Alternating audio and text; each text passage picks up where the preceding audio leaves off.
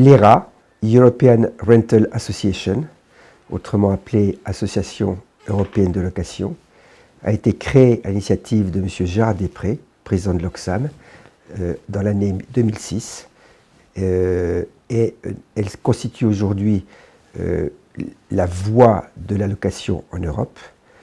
Parmi ses membres, elle comprend 3 catégories de membres. Une première catégorie, ce sont les associations nationales de location, telles que le DLR. Elles sont au nombre de 14 en Europe. Également, les entreprises de location, parmi les plus importantes et les plus dynamiques en Europe. Elles sont au nombre d'environ 40. Et finalement, les fournisseurs de produits et de services, parmi lesquels les constructeurs de matériel, mais aussi les entreprises de logiciels, de services financiers et autres, d'assurance. Ces 3 groupes constituent un ensemble dynamique qui permet de développer des projets, des réflexions et qui aujourd'hui représente vraiment, encore une fois, la voie de la location en Europe. Parmi les groupes, il y en a 5 actuellement qui travaillent sur des projets très actifs et que je vais vous détailler. Les 5 comités ou groupes de travail sont la promotion, les statistiques, la technique et le matériel, la durabilité et le groupe du futur.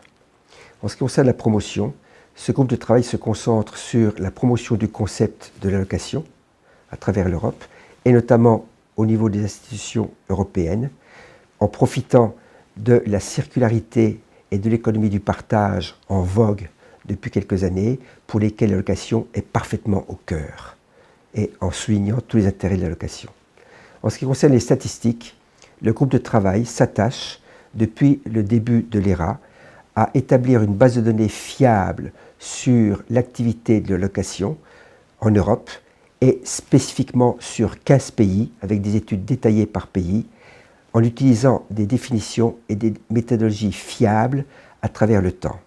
Le comité technique consiste dans la recherche en commun entre les loueurs à travers leurs représentants de matériel et les constructeurs de matériel, d'amélioration sur ces mêmes matériels en ce qui concerne la sécurité, l'entretien, l'utilisation et finalement le coût total.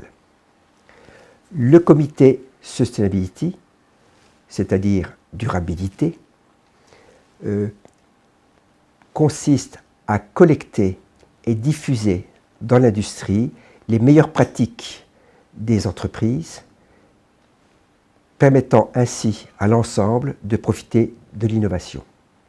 Enfin, le groupe du futur, récemment créé, comprend des membres des jeunes générations dont le but est une réflexion stratégique sur les enjeux et les premières priorités pour l'instant ont été fixées sur les clients, les employés et les nouvelles technologies.